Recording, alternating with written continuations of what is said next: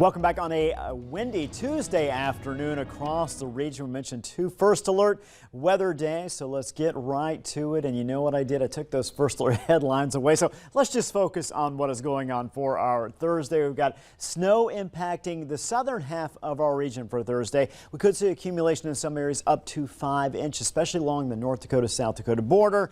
So if you're in those areas, we can kind of keep an eye right there for not only Thursday night, but Friday morning commute. Wind, not so much of a concern with this round. What about Sunday? Heavier snow impacting the region, in particular the southern eastern portion of the region. However, looks like the snow is going to be widespread. Too soon for specifics on totals, but we could see 8 to 12, maybe even more inches of snow in some areas. Also, wind blowing and drifting snow possible. Poor visibility as well. Let's get into our Thursday system. Now, take it to Thursday morning. Got a little bit of light snow, Jamestown area south, Siston, Ellendale included in that. However, the bulk of the precipitation is going to come later in the day. We take a look at 10 p.m. Again, we talk about these areas shaded in the darker blue. That's where we're going to see the heaviest snow and again the best chance of snowfall as well. Moving to 3 a.m. I should say, we still have that snow hanging around and in some areas still coming down at a moderate pace. It'll eventually get out of here by about 7 o'clock in the morning. All told, those snow totals could see anywhere from 2-3 inches, maybe even a little more in Fargo. You start heading farther south, Wahpeton, Siston, and Ellendale, 4-5 inches, maybe even a little bit more. And again, kind of the big story here is going to be not only the amount of snow we get, but the fact that this is an area that has not really seen much snow at all over the entire winter season. Now we're going to take you to Saturday into Monday. Sunday, the big day in terms of the snow. The system starts to work its way in late Saturday, early Sunday. Again, the intensity of the snow, the darker the area there, the more intense the snow, the heavier the snow there.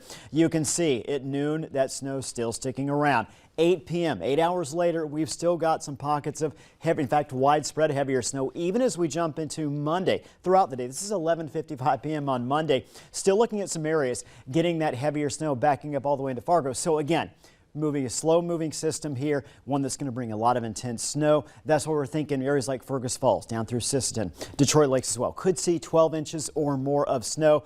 Fargo kind of in that range of about maybe 6 to 12 inches of snow, so certainly could see a lot. Grand Forks as well. You get a little farther north, the expectations aren't going to see as much snow, but again, I think snow coverage for all areas. So certainly a big impact for that system from late Saturday through early Monday, even midday, late Monday potentially in some areas. Temperatures right now in the mid-20s to lower 30s in most areas. A couple spots a little warmer. Wind speeds are strong right now out of the northwest. By tomorrow morning, temperatures dropping down single digits to around 12, Fargo 12, Wahpeton 14 in Jamestown. Highs tomorrow, upper teens to upper 20s. So a chilly day, mostly cloudy tomorrow. Here's the 7-day planner breaking it down for you. You've got 31 degrees, first alert weather day Thursday, again, especially later in the day through early Friday morning. A few snow showers on Friday, early Saturday, kind of a break there. Then Sunday.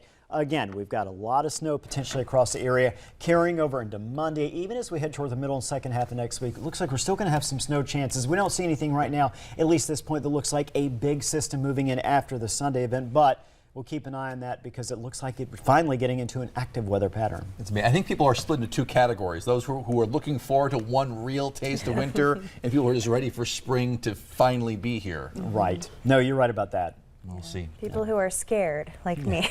Oh.